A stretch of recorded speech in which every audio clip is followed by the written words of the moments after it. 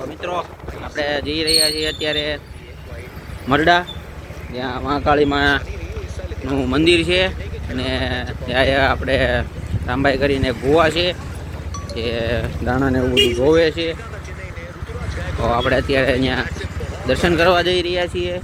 અને આ આપણે અત્યારે ડ્રાઈવર આપણે ચેન્જ થઈ ગયા છે. પેલા પાર્થભાઈ હતા, હવે આપણે ભાર્ગવભાઈ થઈ ગયા છે. પાર્થભાઈના ભાઈ મોટા ભાર્ગવભાઈ. અને આપણે પાછળ એક ગાડી આવે છે, એમાં આપણે મામા અને પાર્થભાઈ બે આવી રહ્યા છે. અને આપણે અત્યારે જો રોડ જઈ રહ્યા છીએ અને એક બાજુ આપણે મેચ ચાલુ છે. આ બે રૂમાલ બધા ત્રણે જણા રૂમાલ બાંધ્યા છે ને હું એક જ એવો છું કે મેં રૂમાલ કે ટોપી કાંઈ લીધું નથી. અમને આપણે ભગવાનની દઈએ, આપણને થાય હા એમ કુદરતી દઈએ, આપણને કાંઈ થાય એવું નહીં. પણ આપણે શું થોડું ઘણું ધ્યાન રાખીએ, ક્યારેક ક્યારેક ટોપી પહેરી તડકા બડકાની તડકો બડકો ન લાગે, આપણને એવું કાંઈ ન થાય. જો આપણે આ ગાડી છે, આ ગાડી આપણે છે ને સીએનજીમાં આપણે ફિટ કરી છે, પ્લેટિના છે, એમાં સીએનજી. વિચાર કરો તમે કેટલી એવરેજ આવતી છે, એ તમે અંદાજો અમારો. આપણે ગાડી ફ્રીમાં હાલે એવું વિચારવાનું. આપણે થોડા ઘરે મોટા પડ્યા હતા નગર ભાર્ગવ આપણે આમાં ગેસ ભરતા હતા, તમને બતાવે જોઈ લો. બમ્પ તો ભાઈ આપણે અમારા ભાવનગરમાં એવડા મોટા મોટા કરે ને કે તમારે થોડાક ટાઈમમાં ગાડી તૂટી જાય. એટલે અહીંયા ગેરેજવાળા અમે પૈસાવાળા થઈ ગયા છે બધું છે. આ આપણે હાઈવે નીકળે છે જે તો અમદાવાદ સુરત ને જોડે છે. બહુ મોટો હાઈવે બની ગયો છે.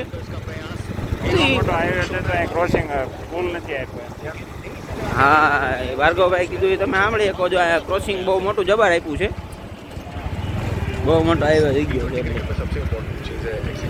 તો મેં અહીંયા વાહનો આવી રહ્યા છે ઘણા બધા. તો તમે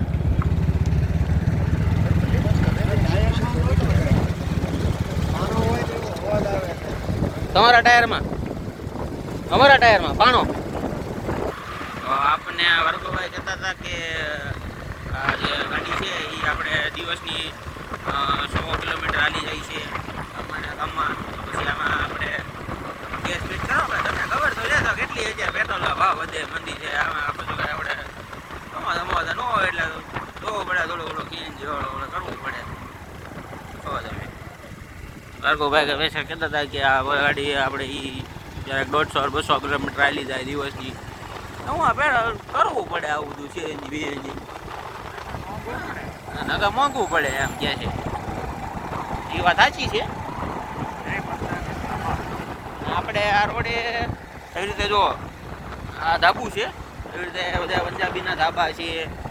પછી આ આપણે જો અમારા ભાવનગરમાં ફન બ્લાસ્ટ કરીને ગેમ ઝોન છે, કેફે છે, શું છે ટાંકા જેવું દેખાય નહીં. લાઇટ કરી એટલે બધું બરોબર જ દેખાય. આ અમારે પાવર હાઉસ છે ભાવનગરનું, એવડું મોટું પાવર હાઉસ છે. ભૂલથી એકાદો તાર અડવાનું નહીં, નગર નિંજન આપણે લીધે ભગવાને ભાઈ બગડ